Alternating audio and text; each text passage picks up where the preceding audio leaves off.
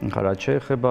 იმ გადანაცვლებებს ზოგადად რომელიც დღევანდელ დღეს ხდება ეს გადანაცვლებებიც ისეთი არაფრის თქმელია როგორც დღევანდელი ჩვენი არალეგიტიმური ვთქვათ პარლამენტი და აღმასრულებელი ხელისუფლება ამიტომ შესაბამისად იქ შიგნით რა გადანაცვლებები მოხდება ანუ იქ უბრალოდ პირს ვინ გააღებს ამას მნიშვნელობა არა აქვს აქ ხო პირდაპირ დირექტივა მოდის ვერტიკალურად ანუ ზევიდან ანუ იქ ვინ დაждდება არა აქვს აბსოლუტურად ხმალაძე იქნება ხანჯალაძე იქნება თუ არ ვიცი დანაძე იქნება ამას დიდი არსებითი მნიშვნელობა არ აქვს ამას რაღაცა რო ვთქვათ რომ ვინმე რაღაცას ეწირება ანუ დღევანდელ დღეს იმდენად რთულ ვითარებაში არის ქართული ოცნება რომ მე დიდი ეჭვი მაქვს რომ დღეს მათ ანუ გუნდის შიგნით ვინმე კონკრეტულად გაწირონ იმიტომ რომ არანაირი ადამიანური რესურსი უბრალოდ მათ აღარ გააჩნიათ ეხა ილუზია ანუ ექნება ნურავის და ნუ იტყვის იმას რომ თუნდაც რომ 250 და 300 კაცი რომელიც გამოდის და უკვე 170 დღე არის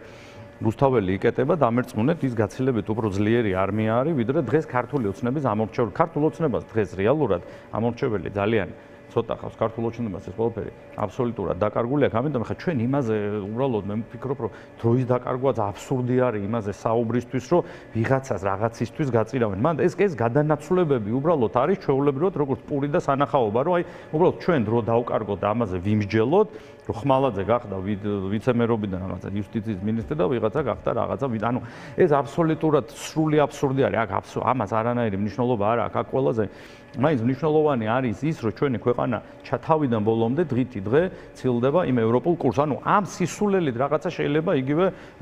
პოლოლიკაშვილის ამბის რაღაცა კუთხით გადაფარვა უნდათ რომ რაღაცა ნიუსი შემოაგდეს რომელიც აბსოლუტურად არაფრის თქმელი არ არის ანუ იქ იუსტიციის მინისტრი იქნება თუ ვიცემერი იქნება იმას რასაც ჩასძახებენ იმას რასაც ეტყვიან იმას გააკეთებს მან არავინ არავის არაფერს არ ეკითხება გარდა ერთისა საიდან ვერტიკალურად პირდაპირ იმართებას უყოლა აქ ყველაზე დიდი პრობლემა არის რომ კიდევ ერთხელ ხმამაღლა დეკლარირებულად გვანახოს ცივილიზებულ სამყაროს ცილდებით ევროპულ მომავალს ცილდებით თავიდან ბოლომდე უბრალოდ არ ვიცი ხა ესეც რაღაცა კუთხით მართლა გასაკვირი იყო სიურპრიზი იყო ხა ზურას გამოწვევა და არაბეთ ემირატების წარმომადგენლის არ ვიცი ზოგადად ხარდაჭერა ისე რომ გამოიწვიო შენი ანუ რომელსაც თვითონვე ზარზე იმით აღნიშნავდნენ ხო ანუ იყვნენ ძალიან ბედნიერები თუნდაც რომ პროევროპული კურსი გვიჭირავს და რამხელა წარმატებას არა წარმატება ქართულ ოცნებას არასდროს არსად არ მიუღწევია ეს წარმატება მიღწეულია ქართული ხალხის მიერ ბიზნესის იმ წარმომადგენლების მიერ იგივე ბიზნესი არის ტურიზმის სექტორი რომელსაც ზურა წარმოადგენს და ზურა წარმოადგენდა ანუ იმ დაუღალავი შრომის იმ განათლების რომელსაც საფუძველი ჩაეყარა 30 წლის წინ როდესაც ჩვენმა ქვეყანამ მიაღწია დამოუკიდებლობას და ჩვენი არჩევანი იყო ევროპა პროევროპული კურსი და ჩვენი არჩევანი იყო რომ ჩვენ უნდა გავხადარიყავით ევროპის ნაწილი და აუცილებლად გავხდებით ეხა ამათ რაღაცა თავიანთი აბსურდული ქმედებები თუ გონია რომ ევროპას დაგვაშორებენ ნამდვილად არა უბრალოდ ალბათ ყველაზე ცუდ სიზმარშიც ვერ ნახავდნენ ის ადამიანები რომლებიც ქვეყნის ერთობას შეეწირენ იგივე ჩვენი ყოფილი პრეზიდენტი იყო არ ვიცი ვინც იყვნენ ანუ სულ ყველა აბსოლუტურად ვინც გამოდიოდნენ და ხმამაღლა საუბრობდნენ იმ პროევროპულ კურსზე რომელიც ყველასთვის ჩვენთვის ძალიან მნიშვნელოვანი იყო რომ დღეს ევროპა გვეხმარება ჩვენ ქართულ ხალხს იმაში რომ რამენაირად ევროპის ნაწილი გავხდეთ და ეგრეთ წოდებული ხელისუფლება მე ესე ვიტყვი ხელს გვიშლის ყველანაირად და ნუ თურმე ევროპის სიღრმეში წამოიშვა დიქტატურა ფაშიზმი და ჩვენ ესე იგი მისი ნაწილი ეხლა როგორც საწყობთ ისე საუბრობთ ძალადობა თბილისის ქუჩებში ევროკავშირის დროშა თორსტების შემოხვეული დადის რაღაც ესეთი ფრაზა დამამახსოვრდა თორსტები პაპუაშვილის განცხადებიდან. ანუ რეალურად ივა ბიზნესი ახსენე და ტურიზმი და ეს ყველაფერი ერთმანეთთან არის გადაჯაჭვული. ხო, ეხლა დღეს გქონდა ინფორმაცია, რომ ბრიტანეთში არის დავითაშვილი და იქ ლაპარაკობს საქართველოს რაღაც ბიზნეს პოტენციალზე. და რასთან გვაქვს საქმე? აი რა ტიპის არ ვიცი მოთამაშე თუ რა შეიძლება დაერქვას ამას არის ქართული ოცნება, რომელიც თქვა ერთი ხელით ამბობს, რომ მე არის მოვიდეს აქ ინვესტიცია შემოიტანეთ, რაღაც ღიავართ ალბათ ამას იტყვის ხო, ხვალ იქნება როგორც ითქვა ეს სიტყვა და მეორეს მხრივ იმ ტიპის რიტორიკას მიმართავდეს, რასაც მიმართავს და ეს უკვე რიტორიკის დონეც აღარ არის კონკრეტული ნაბიჯებია, ხო? როგორ საინტერესო კითხვა არის, ხოთა შორის პანდემიის დროს ჰქონდა მე საშუალება, რომ ბატონ ლევან დავითაშვილთან ერთად გვემუშავა, ანუ არა როგორც სახელმწიფო მოხელეწმე, არამედ როგორც ასოციაციის ხელმძღვანელს და პერიოდში გვემართა და საკმაოდ ესეთი საკმაოდ კარგათაც ვართმევდით ორივე თავს მინდა გითხრა და მისი გაქანება ესე ვიტყოდი და მისი აზროვნება მიმართულებით, ანუ სახელმწიფო საკმაოდ დადებითი იყო, უბრალოდ ეხა ალბათ ისეთ სიტუაციაში მოხვედრილია, რომ ძალიან მძიმეში და მათ შორის აი მოდი რადგანაც ჩვენ ამაზე ვსაუბრობთ, ანუ ბიზნეს კლიმატი ასე შემდეგ, რაზე უნდა ილაპარაკოს. ამერიკაში რო იყო რაზე ილაპარაკა, რა ჩამოიტანა, ანუ ვიცით. ანუ საბოლოო ჯამში, ანუ ამერიკაში ვისთანაც შეხვედრა ქონდა, ქართცეცხლში მოაყოლეს იქამდე ქართული ოცნების წარმომადგენლებმა და ქალაქის მერმაც, როგორც მახსოვს, მათ შორის იქიდან ჩამოვიდა ისე, რომ აბსოლუტურად არანაირი კარგი ინფორმაცია ერთიც კი არ ჩამოუტანია და ამაზეც ქართცეცხლში მოაყოლეს, ოღონდ ირიბად რომ თურმე ეს დავითაშვილმა ვერ შეძლო და როგორ ფიქრობთ ახლა, როდესაც ინგლისში, ანუ მიდის იქ რა კლიმატზე უნდა ისაუბროს, როდესაც იქ სანქციების საკმაოდ სერიოზული პაკეტი მზადება, ალბათ ყველაზე უფრო მეტად, რომლისაც ეშინია დღევანდელ ეგრეთ წოდებულ ხელისუფლებას. და ხა, როდესაც შენ ყავს შინაგან საქმეთა მინისტრი მაგნიცკის სიაში და როდესაც შენ ყავს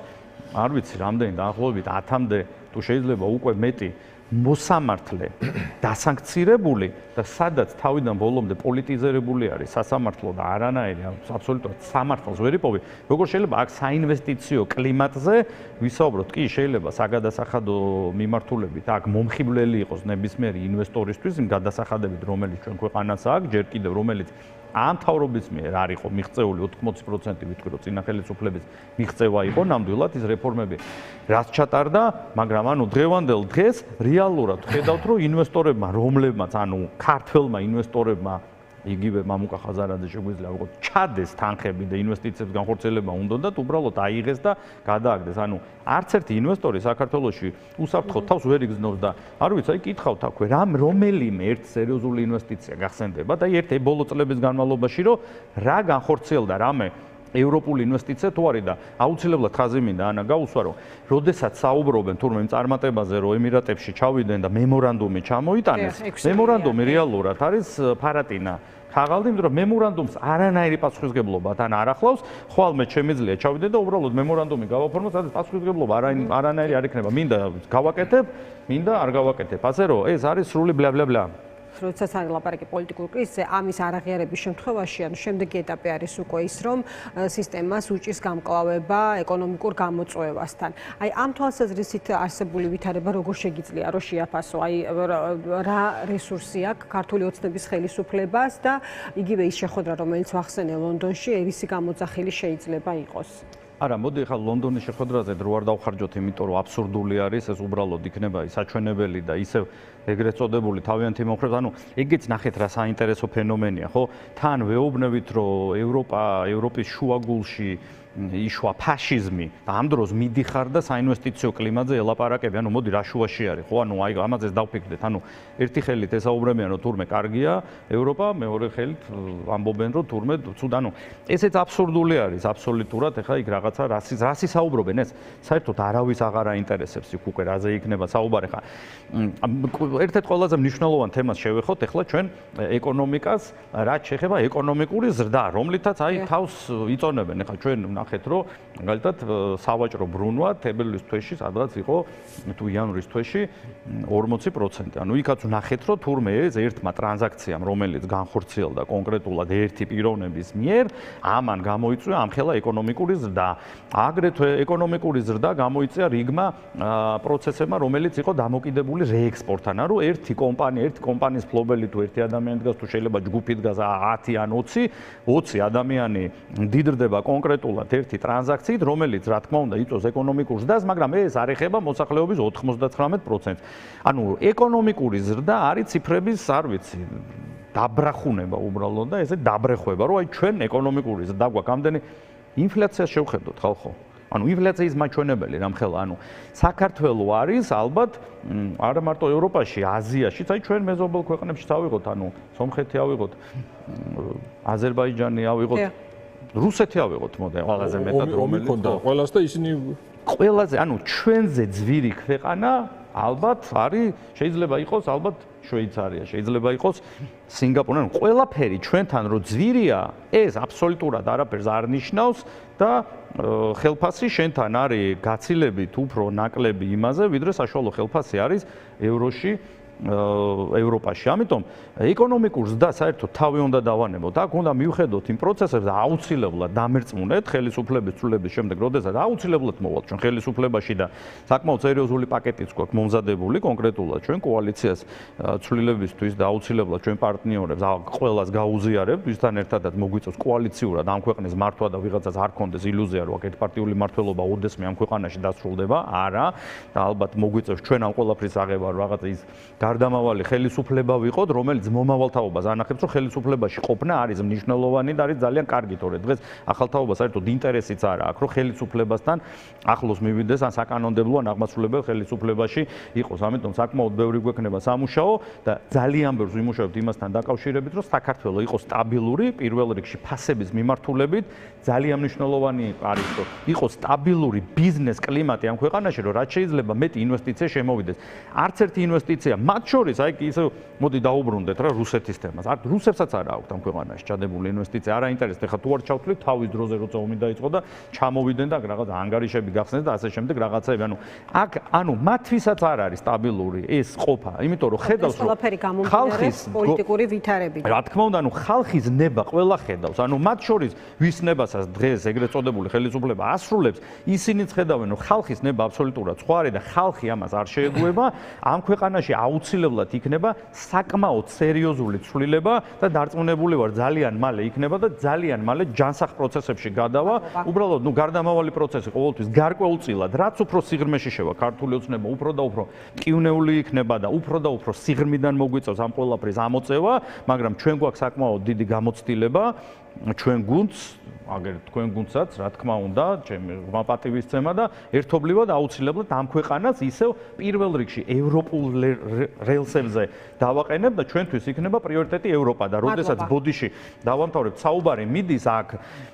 რამოდენიმე დღის წინ მომიწე ევროპიდან დაბრუნება, სადაც საინტერესო შეხვედრები მქონდა სავაჭრო პარტნიორებთან, სავაჭრო სექტორის წარმომადგენლებთან, სხვადასხვა ასოციაციებთან თუ შეჩერდა სავიზო რეჟიმი, ანუ პარალელურად იქ ხმამაღლა განიხილება, რომ შეჩერდება free trade agreement, რაც ნიშნავს, რომ სავაჭრო ბრუნვა, რომელიც ევროპაში პროდუქცია რო შედის და 12% თუ რაც არის იქ ჩვენთან 12% იბეგრება, იქ დიფერენცირებულად არის 8, 12, 17 თუ ასე შემდეგ, ანუ იქაც დაიბეგრება და ევროპული პროდუქცია ჩვენთან დაიბეგრება. ანუ ავტომატურ რეჟიმში მოყვება ხალხი, ეს ძალიან მძიმე არის, კიდევ უფრო მეტად დაგვაშორებს ჩვენ ევროპას. ამიტომ ძალიან მნიშვნელოვანია დროულად გადაიდგა სწორი ნაბიჯები და ძალიან მნიშვნელოვანია დროულად დაუბრუნდეთ იმ რელსებზე, რასაც ჩვენი ძირეული პარტნიორი ქვია, რასაც ჩვენი ოჯახი ქვია ევროპა.